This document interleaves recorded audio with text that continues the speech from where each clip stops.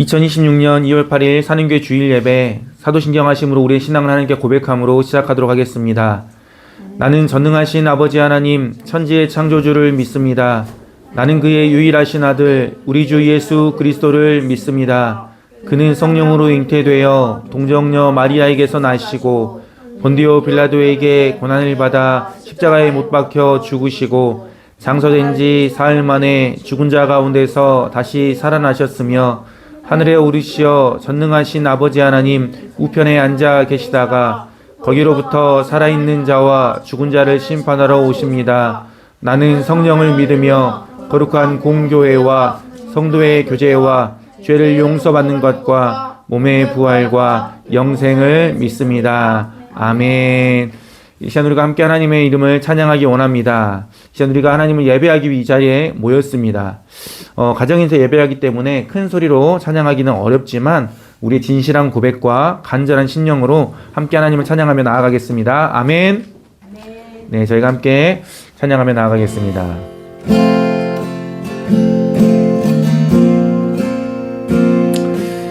주님 어느 누구나 주님께 나아오라라고 부르고 계십니다. 그 주님의 부르심 앞에 우리가 응답하며 나아가기 원합니다.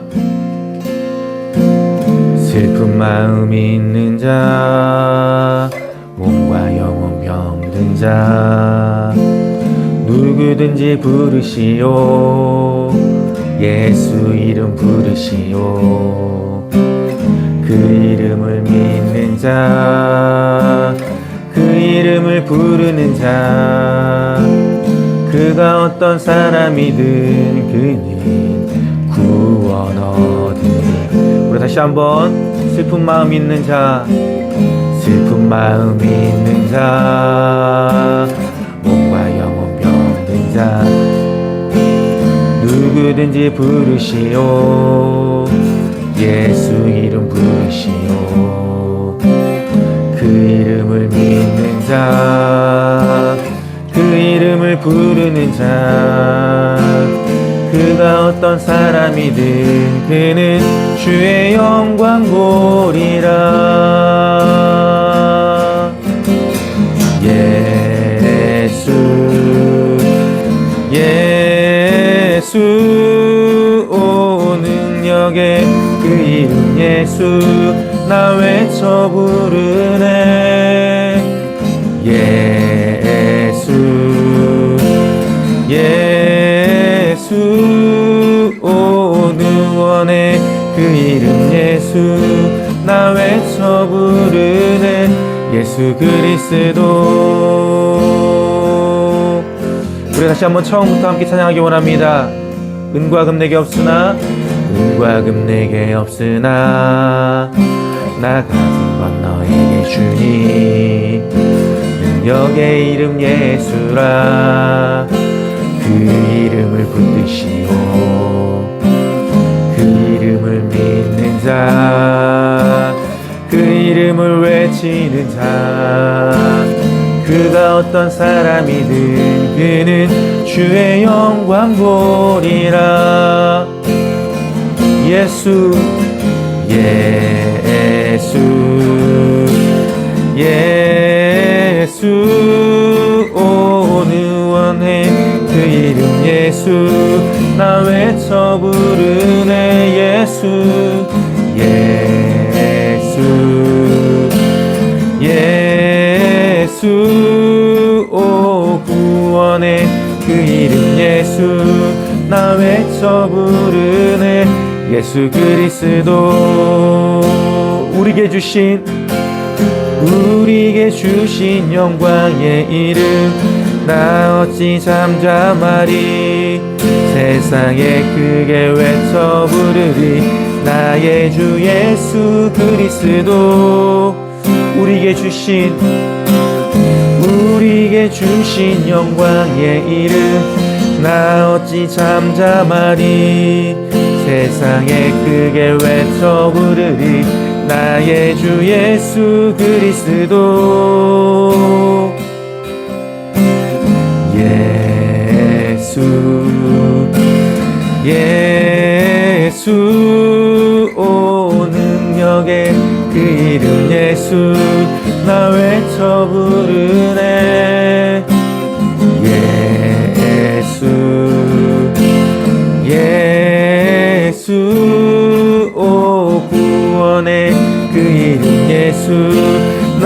외쳐 부르네 예수 그리스도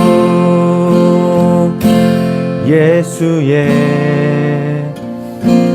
이름은 세상의 소망이요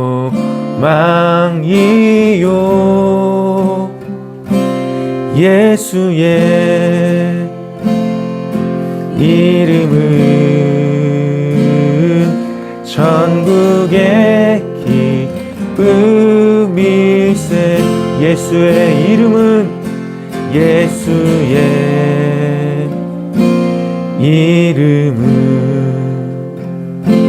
세상의 소망이요 예수의 이름은 천국의 기쁨일세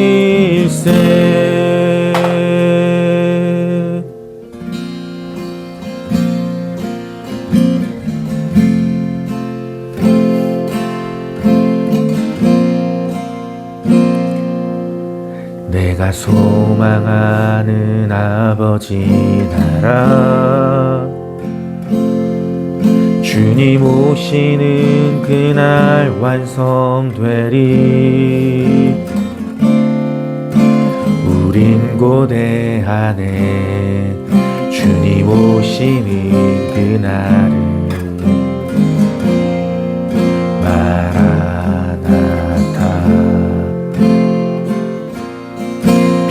부족함과 슬픔 많아도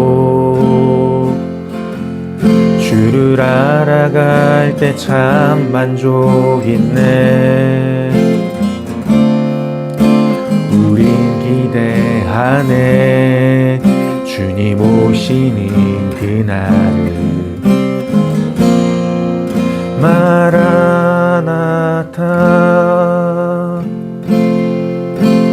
주 다시 오시는 그날에 우리 보게 되리 모든 나라와 모든 열방이 주께 경배하는 그날을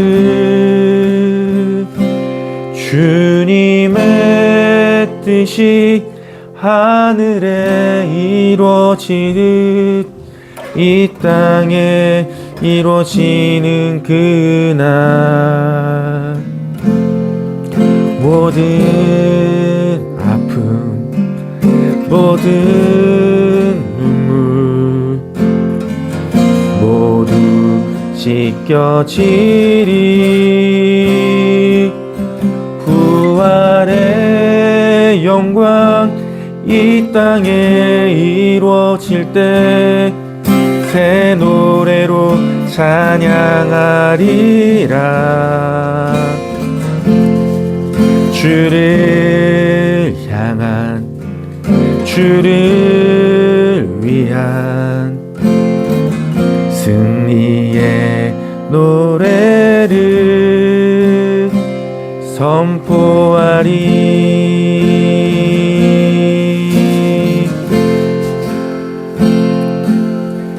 주를 향한 주를 위한 승리의 노래를 선포하리. 하나님 아버지 감사합니다. 하나님 오늘도 우리를 주님을 예배하는 귀한 자리로 인도하여 주시고 이 시간 우리가 온전히 주님 앞에 나아가며 예배할 수 있도록 이 시간을 허락하신 주님 감사합니다. 하나님 이 시간 주님을 예배하며 나아갈 때에 우리의 마음이 주님 온전히 주 앞에 드려지는 시간 되게 하여 주시고 우리의 마음과 우리의 입술과 우리의 삶이 다시 한번 주님의 말씀에 비추어서 주님의 기쁨이 되는 삶으로 나아가는 이 시간 되게 하여 주시옵소서. 하나님 우리 사는 교회가 날마다 하나님의 주의 말씀 앞에서 사는 교회로 하나님 주님 앞에서 믿음으로 걸어가는 교회로 또 하나님 아버지, 우리가 우리의 삶 안에서 주님을 더 가까이 주께 나아가는 교회로 날마다 세워져 갈 수 있도록 날마다 주의 은혜로 함께하여 주옵소서. 이 시간 나오는 우리 가운데에 은혜를 베풀어 주시며 오직 주께서 주시는 그 말씀으로 말미암아 풍성케 되어지는 이 시간 되게 하여 주옵소서. 이 시간 주님을 간절히 바라고 소망하며 예수님의 이름으로 기도합니다. 오늘 이 시간 사는교회에 나오신 한 분 한 분을 주님의 이름으로 환영하고 축복합니다. 저희 사는교회는 가정에서부터 예배를 시작했습니다. 이제 두 번째 주입니다. 지난주에 첫 번째 예배를 드리고 이제 두 번째 주 예배를 시작했습니다. 저희가 예배 드리는 공간이 가정이고 또 아파트여가지고 큰 소리로 예배하는 것은 쉽지 않습니다. 어렵습니다. 그래서 저희가 작은 소리로 예배해야 하는 제약이 있지만 그것을 뛰어넘어서 우리의 마음은 하나님께 온전히 드려지는 참된 예배로 나아가는 이 시간 되기를 원합니다. 사는교회는 하나님의 말씀을 붙잡고 살아가는 교회, 또 믿음으로 살아가는 교회, 그리고 나는 죽고 예수님이 사시는 교회, 그리고 우리 공동체 안에 있는 한 사람 한 사람이 누구도 소외되지 않고 함께 살아가는 하나님의 말씀을 살아내는 교회가 되기 위해서 시작하였고, 그런 교회가 되어질 수 있도록 함께 계속해서 기도해 주시면 좋겠습니다. 예배 후에 간단한 교제와 식탁 교제가 있습니다. 하나님 말씀을 저희가 함께 듣고 싶습니다. 하나님이 이 시간 우리에게 주신 말씀은 시편 37편 1절에서 11절까지 말씀입니다. 시편 37편 1절에서 11절까지 말씀인데요. 제가 한 절, 또 여러분이 한 절 이렇게 함께 교독하도록 하겠습니다. 악을 행하는 자들 때문에 불평하지 말며 불의를 행하는 자들을 시기하지 말지어다. 그들은 풀과 같이 속히 배임을 당할 것이며 푸른 채소같이 쇠잔할 것이다. 여호와를 의뢰하고 선을 행하라. 땅에 머무는 동안 그의 성실을 먹을거리로 삼을지어다. 또 여호와를 기뻐하라. 그가 네 마음의 소원을 내게 이루어 주시리로다. 내 길을 여호와께 맡기라. 그를 의지하면 그가 이루시고 내 의를 빛같이 나타내시며 내 공의를 정오의 빛같이 하시리로다. 여호와 앞에 잠잠하고 참고 기다리라. 자기 길이 형통하며 악한 꾀를 이루는 자 때문에 불평하지 말지어다. 분을 그치고 노를 버리며 불평하지 말라. 오히려 악을 만들 뿐이라. 진실로 악을 행하는 자들은 끊어질 것이나 여호와를 소망하는 자들은 땅을 차지하리로다. 잠시 후에는 악인이 없어지리니 내가 그곳을 자세히 살필지라도 없으리로다. 함께 읽겠습니다. 그러나 온유한 자들은 땅을 차지하며 풍성한 화평으로 즐거워하리로다. 아멘. 오늘 말씀의 제목은 여호와를 소망하는 교회입니다. 사는 교회라는 이름을 이야기하면 사람들이 두 가지 반응을 보였어요. 첫 번째 반응은요, 교회 이름이 좋은데요? 라는 반응이고, 또 하나의 반응은 무엇이었냐면,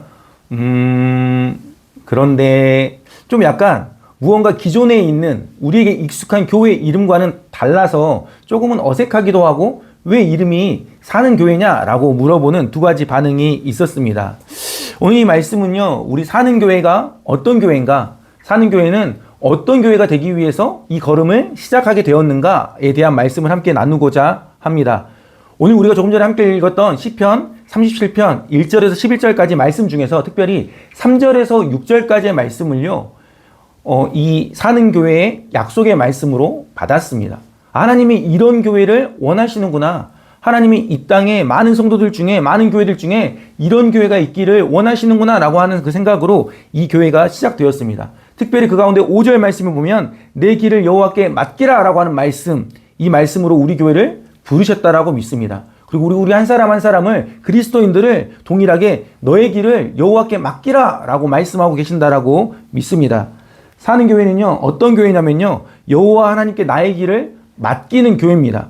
그리고 여호와 하나님께 나의 길을 맡기는 교회는 어떤 교회냐면 오늘 말씀의 제목처럼 여호와를 소망하는 교회입니다.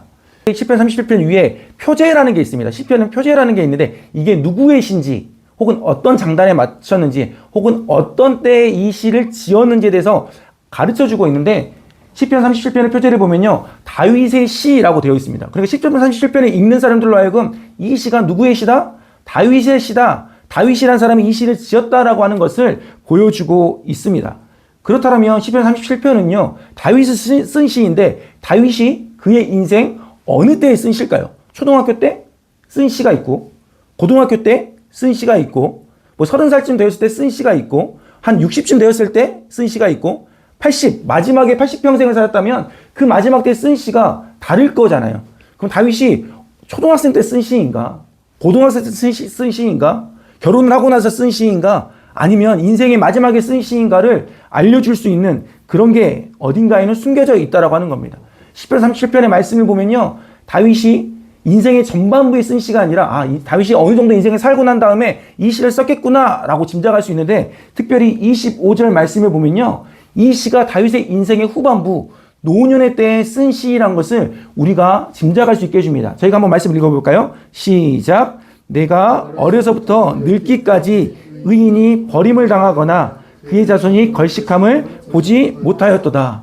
다윗이 이 시를 쓰면서 뭐라고 이야기하냐면요, 내가 어려서부터 늙기까지 의인이 버림을 당하거나 그의 자손이 걸식함을 보지 못하였다라고 말씀하고 있습니다. 이 말씀을 볼 때 다윗이 언제 이 시를 썼을까요? 그의 인생의 노년의 때에, 인생을 다 살아보면서 이런 사람 저런 사람 다 만나보고 많은 것들을 생각해본 이후에 다윗이 이 시편 37편에 기록된 말씀들로 시를 썼다라는 것을 우리가 알 수 있습니다.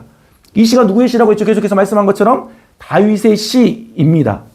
그렇다면 이 시를 쓴 다윗은 어떤 사람일까요? 다윗은 첫 번째로요, 작은 동네 베들레헴이라고 하는 작은 시골 동네에서 살았던 사람입니다. 그리고 그는 직업이 목동이었습니다. 양을 돌보는 목동이었어요.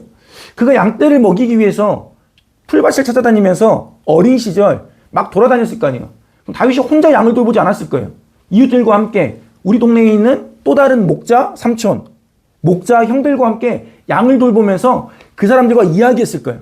목자 삼촌들이 어떤 생각을 하는지, 어떤 고민을 하는지, 그들의 삶에 어떤 계획이 있는지, 무엇 때문에 아파하는지, 무엇 때문에 근심하는지, 목자 형들은 앞으로 꿈이 무엇인지, 지금 양을 돌보고 있는데 어떤 삶을 살고 싶어 하는지 다윗은 어렸을 때 목자 형들, 목자 삼촌들을 보면서 많은 이야기들을 들었을 거예요. 그리고 생각했겠죠. 또한 다윗은요, 전쟁터를 누비던 전쟁 영웅이었습니다. 다윗은, 사울은 천천히요, 다윗은 만만이라고 많은 사람들이 노래할 만큼 다윗은요, 엄청난 위협을 이룬 이스라엘의 어쩌면 전설적인 전쟁 영웅이었습니다. 우리가 잘 아는 것처럼 다윗은요, 누구와 싸워서 이겼습니까? 골리앗과 싸워 이겼습니다. 골리앗은 모든 갑옷, 투구, 창, 검, 수많은 무기들로 완전한 전쟁에 준비된 자로 나왔지만 그냥 목동 소년이었던 다윗은 물맷돌 하나 가지고 나아가서 골리앗을 쳐 부쉈습니다. 그의 목을 베고 승리를 가져왔습니다.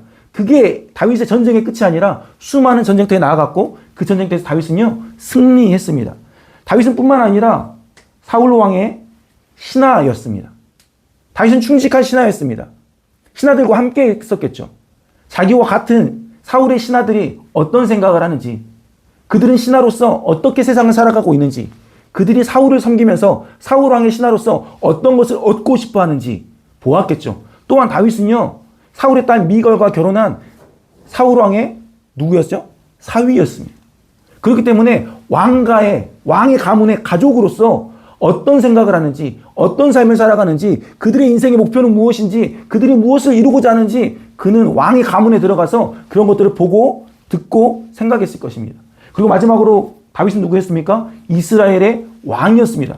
그는요, 국제적으로 놀았던 사람들이에요. 수많은 나라의 정상들, 왕들, 여왕들 만났어요. 그들과 겨루고 다투기도 했지만 그들과도 교류했단 말이에요.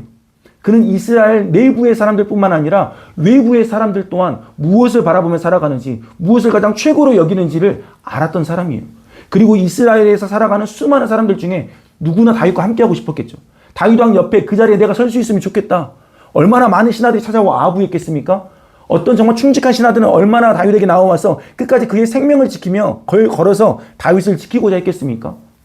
다윗은요, 어쩌면 이스라엘에서 살아가고 있는 저 아래 목자, 목동들의 삶부터 차근차근 왕까지 올라오면서 수많은 삶, 수많은 인생들이 무엇을 바라보고 어떤 길을 향해 나아가고 있는지 다윗은 다 보았던 사람입니다.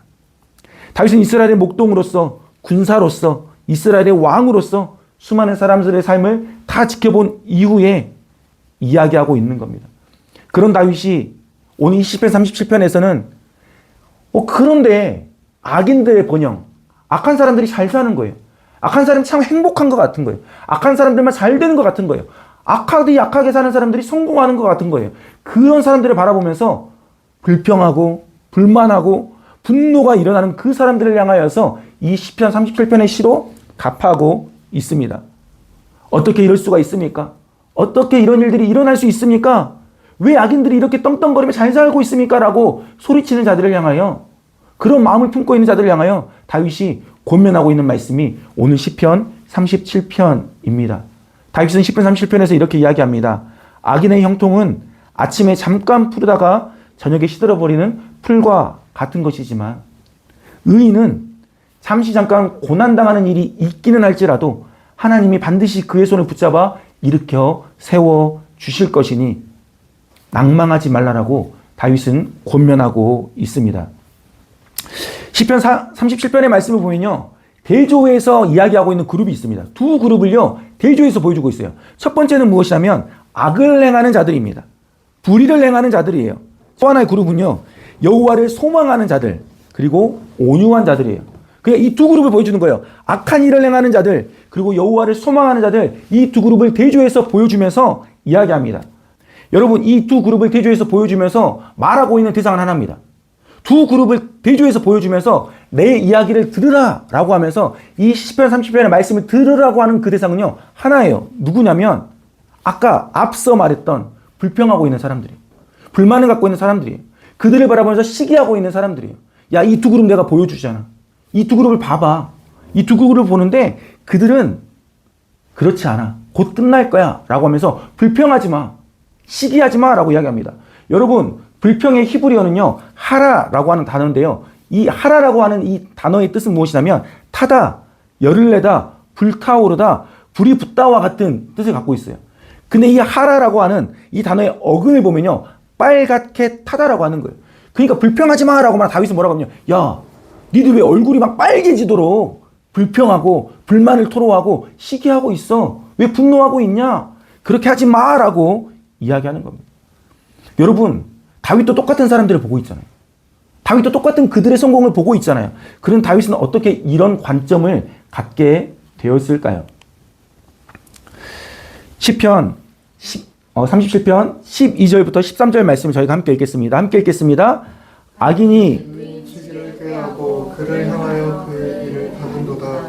그러나 주께서 그를 비웃으시니 그의 날이 다가옴을 보시리로다. 아멘. 여러분, 다윗이요 이야기하고 있는 건 무엇이냐면요, 주께서 그를 비웃으시리니, 왜 그러냐면 그의 날이 다가옴을 보고 계시기 때문이다라고 하는 거예요. 우리는 눈에는요 지금 너무 잘 돼. 야, 그 사람들 너무 막 붕붕 떠 있어. 근데 그에 비하면 나는 나 믿음으로 살려고 하고 말씀으로 살려고 하고 그렇게 살아가는데 왜 나는 왜 이렇게 있지? 라고 생각하는데 그렇지 않다라고 하는 거예요. 주님이 그 날이 곧 다가옴, 그들의 끝, 그들의 결국이 곧 다가옴을 보고 계시기 때문이다라고 이야기하는 거예요. 여러분, 그런데요 하나님이 보고 계신 게요 악인들의 그 끝만 보고 계신 게 아니에요. 하나님 보고 계신 그 또 하나는 18절에 보면요, 함께 읽겠습니다. 시작. 여호와께서 온전한 자의 날을 아시나니 그들의 기업은 영원하리로다. 여러분, 하나님은요 악인들의 끝만 보신 것이 아니라 의인들, 여호와를 소망하는 자들, 하나님을 쫓는 자들, 하나님 앞에서 살아가는 자들, 믿음으로 살아가는 그들의 끝도 알고 계신다라고 말씀하고 있는 거예요. 하나님은 악뿐만 아니라 온전한 자의 날도 알고 계십니다. 다윗이 이렇게 말하는 거죠. 야, 의인들의 삶 지금 네 눈에 볼 때 보잘것없어 보이니? 그런데 그렇지 않아. 그들의 끝은 영원할 거야. 그들의 기업은 영원할 거야. 잠깐 꽃 피었다가 시들어버리는 풀과 같지 않고 그들의 기업은 무너지지 않고 영원할 거야 라고 다윗이 이야기하고 있다라고 하는 겁니다. 다윗이 이 이야기를 언제 했습니까? 그의 인생을 다 살아본 이후에, 수많은 사람들의 인생을 다 둘러본 이후에 그가 그의 인생의 노년의 때에 이와 같이 권면하고 있습니다. 여러분, 이 말씀을 오늘 우리에게도 주시는 말씀인 줄 믿습니다. 오늘 이 말씀이요 지금 이 시대를 살아가는 우리에게도 주시는 하나님의 말씀으로 받기를 소망합니다. 정말 우리의 인생이 이 말씀과 같다면 다윗이 이야기하는 것처럼 지금 내 눈앞에 있는 게 전부가 아니라 영원한 삶이 있다면, 지금 내 눈앞에 있는 것, 이것이 이 성공이 전부가 아니라 정말 소중한 것이 있다면, 그렇다면 오늘 우리의 삶은 어떻게 살아야 할까요? 오늘 말씀에 보면 다윗은요 5가지를 권면하고 있습니다. 첫 번째는 여호와를 의뢰하고요 선을 행하라라고 이야기합니다. 야, 너희들 이런 삶이 있으니까 어떻게 하라고 말하냐면 여호와를 의뢰하고 선을 행하랴 라고 말씀하고 있습니다. 여기서 의뢰라는 단어를 보면요, 히브리어로 원어로 바타흐라고 하는 단어인데, 이 바타흐라는 단어는요, 신뢰하다, 확신하다라는 의미를 갖고 있어요. 그러니까 하나님을 의뢰해, 그러니까 하나님을 신뢰해, 하나님을 확신해라고 하는데, 그 어근을 보면요, 서둘러 가다라는 의미가 있어요. 서둘러 가다. 여러 의미 중에 서둘러 가다. 근데 이 서둘러 가다가 정확히는요, 피난을 하여 서둘러 가는 거예요. 그러니까 서둘러 피해라고 하는 말이에요. 서둘러 피난가. 그러니까 여호와를 의뢰하라는 말은 이런 의미가 있는 거예요. 야, 서둘러서 여호와 하나님께 피난가. 네가 그쪽으로 피해라고 이야기하는 말을 하고 있다라고 하는 겁니다. 여호와를 의뢰하다가 어떤 거라고요? 여호와 하나님께 피난하는 거예요. 피하는 거예요. 두 번째로 다윗은 어떤 권면을 하냐면요, 땅에 머무는 동안에 그의 성실을 먹을 거로 삼으라라고 권면하고 있습니다. 여기 보면요, 땅에 머무는 동안이라고 하는 시간, 어느 때, 특정 때를 이야기하고 있지 않습니까? 이 머무는 동안에 해당하는 히브리어는요, 사칸이라고 하는 단어인데요, 이 단어를 어디에 썼냐면 민수기 9장 17절에 썼어요. 이 9장 17절에 어떤 말씀이 있냐면, 구름이 성막에서 떠오르는 때에는 이스라엘 자손이 곧 행진하였고 구름이 머무는 곳에서 이스라엘 자손이 진을 쳤으니. 그러니까 이 때는 어떤 때냐면요, 하나님이 우리를 인도하고 보호하시는 그 때를 이야기하는 거예요. 여러분, 이 시간 동안 우리가 주님이 우리를 인도하고 계신다라면 우리가 걱정할 것이 없습니다. 우리가 두려워할 게 없어요. 지금 당장에 내가 많은 것을 갖추고 있지 않아도 내가 하나님과 함께하고 있다면 그 우리를 인도하고 계시는 하나님께서 우리를 먹이시고 입히실 거예요. 우리가 이 땅에 머무는 동안 그의 성실을 먹을거리로 삼을 수 있기를 소망합니다. 세 번째로는요, 여호와를 기뻐하라라고 권면하고 있어요. 여호와를 기뻐하는 거예요. 또 여호와를 기뻐하라. 그가 내 마음의 소원을 내게 이루어 주시리로다라고 이야기하고 있습니다. 여러분, 세 번역에서 보면요, 이것을 너의 기쁨을 주님 안에서 찾으라라고 말씀하고 있어요. 너의 기쁨을 다른 데서 찾지 마. 여러분, 어떤 때 기쁘세요? 여러분 인생 지금까지 살아오면서 어떤 때 제일 기쁘셨어요? 맛있는 거 먹을 때. 아, 좋습니다. 혹은 고3들은 수능을 잘 봤을 때, 혹은 내가 원하는 대학에 들어갔을 때, 내가 원하는 직장에 취업했을 때, 내가 시험을 준비하고 있다면 어떤 시험에 합격했을 때 우린 그때요, 기뻐해요. 너무 기뻐합니다. 그럼 반면 그런 일이 없으면요, 야, 기쁠 일이 하나도 없다. 내가 뭘 가지고 기뻐하지? 요즘 기뻐할 게 하나도 없네. 왜 내 삶에는 기쁜 일이 하나도 없어? 라고 여기는 게 우리의 인생이라고 하는 거예요. 다윗은 무엇을 권면하냐면, 야, 너희 그 기쁨을 너희 주인 대신 여호와 하나님 안에서 찾아라 라고 말씀하고 있어요. 분명한 기쁨이 그 안에 있다라고 말씀하는 겁니다. 기쁨의 근원이 어디 있습니까? 여러분, 무엇 때문에 기뻐하는 삶을 여러분 살아가고 계십니까? 여러분, 여호와 하나님 안에 있는 그 기쁨을 찾기를 간절히 소망합니다. 네 번째로는요, 내 길을 여호와께 맡기라, 그리고 그를 의지하라 라고 권면하고 있습니다. 5절 말씀에 보면 내 길을 여호와께 맡기라, 그를 의지하면 그가 이루시고라고 말씀하고 있어요. 여기서 이 맡기라 라고 하는 이 단어는요, 이 원어를 보면 히브리어로 갈랄이라는 단어예요. 근데 이 뜻이 뭐냐면요, 구르다라는 의미가 있어요. 구르다, 맡기라라고 하는, 우리말로는 맡기라인데 그 히브리어로 쓰인 원어 내용에 보면 구르다라는 의미가 갖고 있어요. 근데 그 어근을 보면 어떤 구르다가 있냐면 같이 구르다라는 의미가 있어요. 그러니까 맡기라고 하는 것은요, 구르는 건데 그 구름이 어떤 구름이냐면 같이 구르는 거예요. 여호와께, 내 길을 여호와께 맡기라라고 하는 것은요, 내가 이제 하나님과 함께 구르는 거예요. 여호와와 함께 구르는 거예요. 내가 하나님이 원하시는 그 길로 함께 굴러가는 거예요. 여러분, 맡기는 건요, 그런 거예요. 쉽게 그냥 툭 던져놓고 맡기라가 아니라 너의 길을 하나님과 함께 굴러라고 하는 거예요. 하나님이 가시는 방향으로 네가 함께 그곳으로 굴러가라라고 하는 의미를 가지고 있다라고 하는 겁니다. 그리고 이어지는 의지하라는요, 바타은데 익숙하죠. 3절 설명하면서 이야기했어요. 의뢰라는 단어와 똑같은 단어가 쓰였어요. 하나님을 확신하고 하나님을 신뢰해라. 그러면 그가 이루어 주실 것이다 라고 이야기해요. 다섯 번째 권면은요, 여호와 앞에서 참고 기다리라 라고 하는 겁니다. 여호와 앞에서 참고 기다리라. 여러분, 이 기다리다 라고 하는, 참고 기다리다라고 하는 이 히브리어는요, 힐입니다. 힐이라는 이 단어는요, 어떤 의미를 갖고 있냐면 기다리라 라고 하는 의미도 있는데 또 다른 의미 중에 하나를 찾아보면 뭐가 있냐면요. 진통을 겪다라는 의미가 있어요. 기다리는 게요. 진통을 겪는 건데 해서라는 여인이 엄마들이 아이들을 낳을 때 진통하는 그 기다림에 대해서 이야기하고 있어요. 여러분 우리가 여호와 앞에서 잠잠하고 참고 기다리는 것은요. 그냥 잠깐 좀 기다려봤다가 아니네. 잠깐 기도해봤다가 아니네. 좀 하나님 말씀 좀 해보려다가 아니네가 아니라 여호와 앞에서 참고 기다리는 것은요. 해산한 여인이 생명을 얻기까지 생명을 낳을 때까지 저희 아내는 아이를 3명을 낳았습니다. 많은 엄마들이 아이를 낳으면서요. 너무 힘들지만요. 그 끝을 알기 때문에 생명을 얻는 기쁨을 알기 때문에 참고 기다리는 거예요. 여호와 앞에 참고 기다리는 건요. 그냥 참고 기다리다 끝나는 게 아니에요. 진통만 있다 끝나버리는 게 아니에요. 영원한 기다림만 있는 게 아니라 그 기다림의 끝에는 무엇이 있습니까? 생명이 있는 거예요. 그 기다림의 끝은요. 반드시 생명이 있다라고 하는 거예요. 여러분 하나님은 우리를요. 그저 야 너 더 기다려라고만 하시는 분이 아니라 우리가 여호와 앞에서 기다릴 때에 하나님의 때에 우리의 삶 가운데 놀라운 일을 행하시는 분이신 줄 믿습니다. 여러분 5가지 권면을 말씀드렸어요. 이 5가지 권면에요. 공통점이 있습니다. 발견하셨나요? 5가지 권면의 공통점은 뭐냐면요. 여호와 하나님이에요.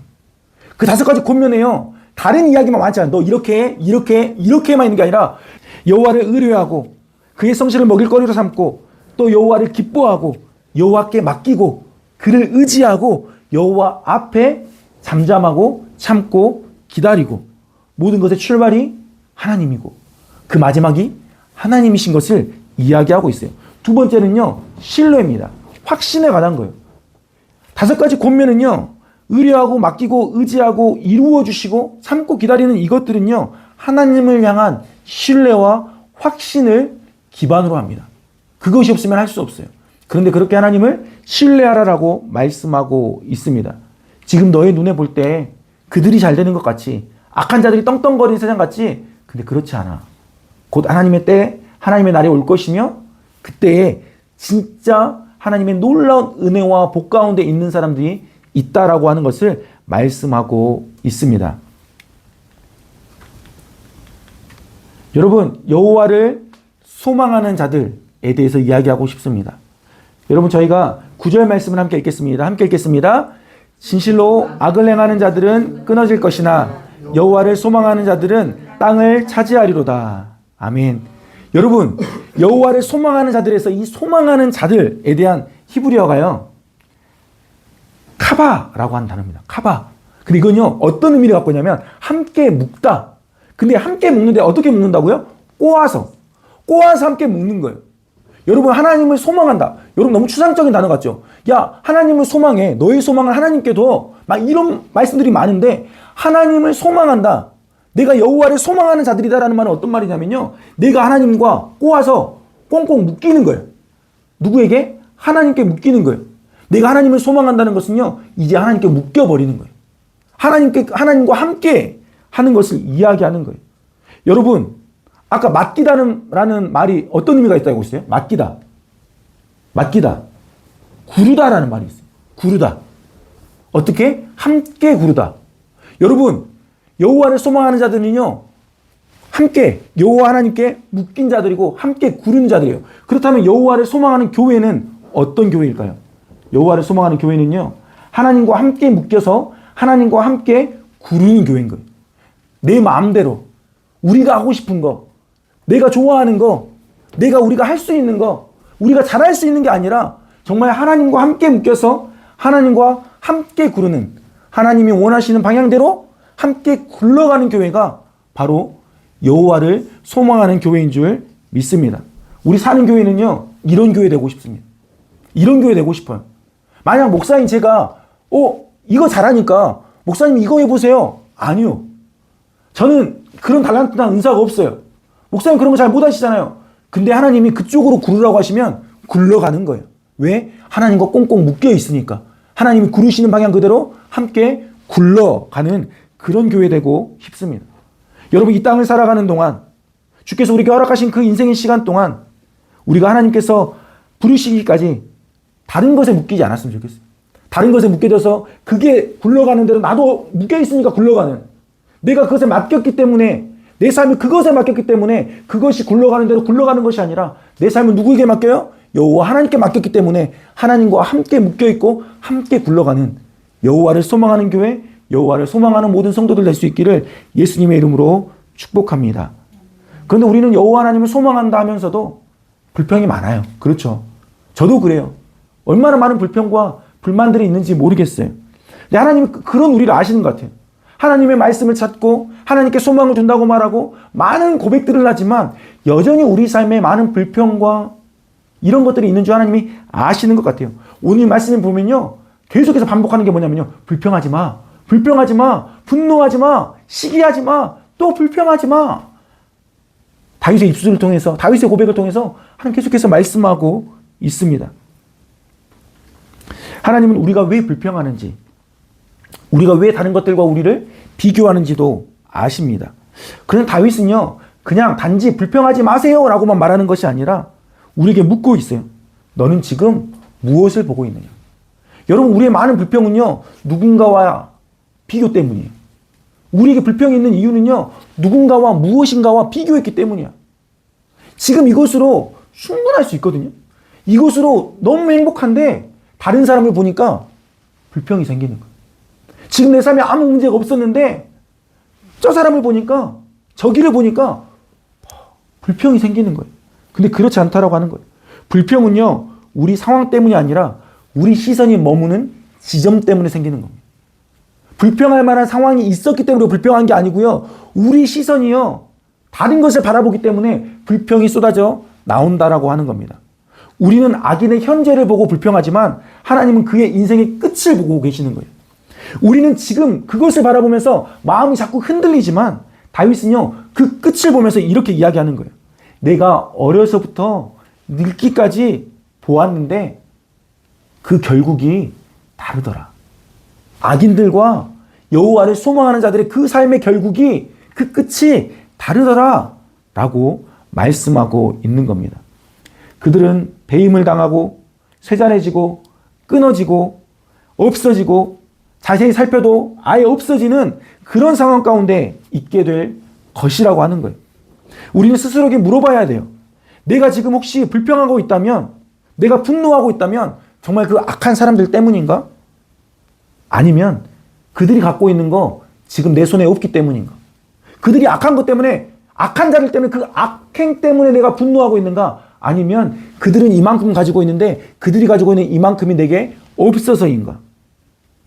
다윗은요, 지금 네가 바라봐야 될 것은 다른 길이 아니다라고 하는 거예요. 악인들의 길을 바라보면서 불평하고 있지 말고 여호와를 소망하는 자들의 길을 바라보면서 너도 그와 같이 살아야 한다라고 말씀하고 있습니다.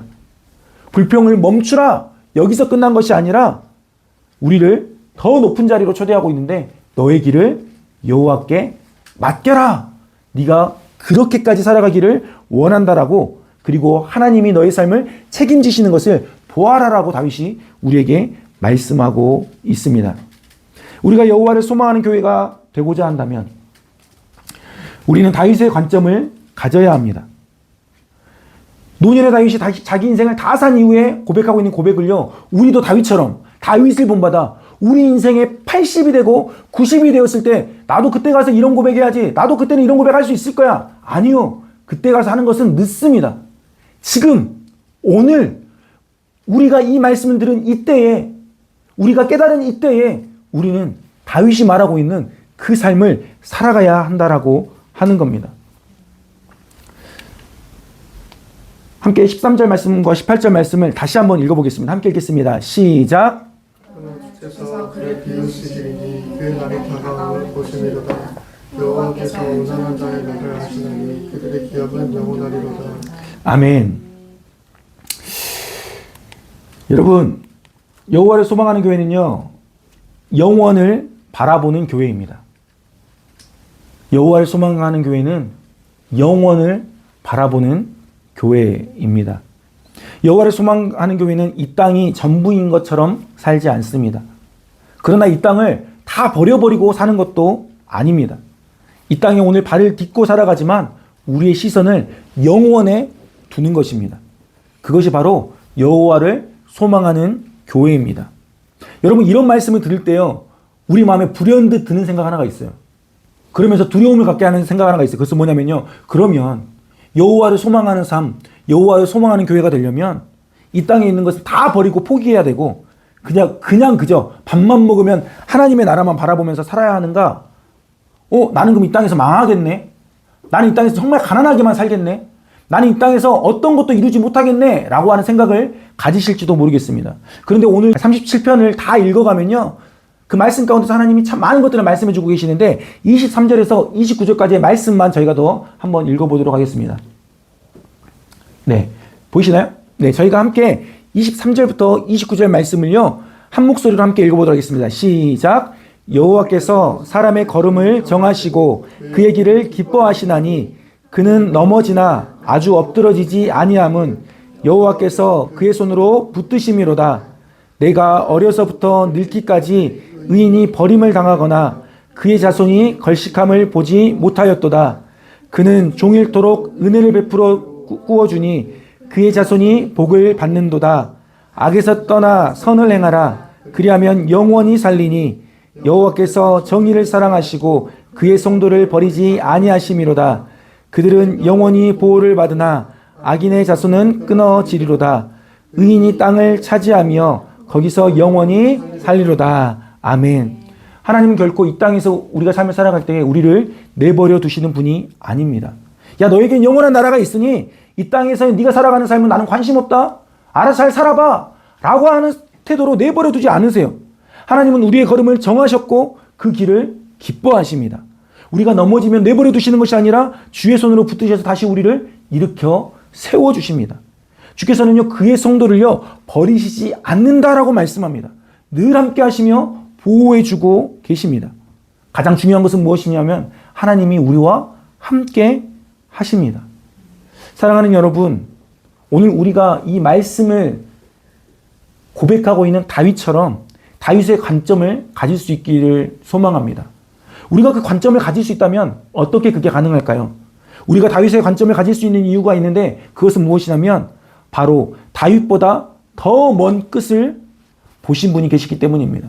그분은 바로 예수님이십니다. 예수님께서는 악인이 형통한 세상 한복판에서 가장 의로운 삶 그리고 가장 억울한 길을 가셨습니다. 그것은 십자가의 길입니다.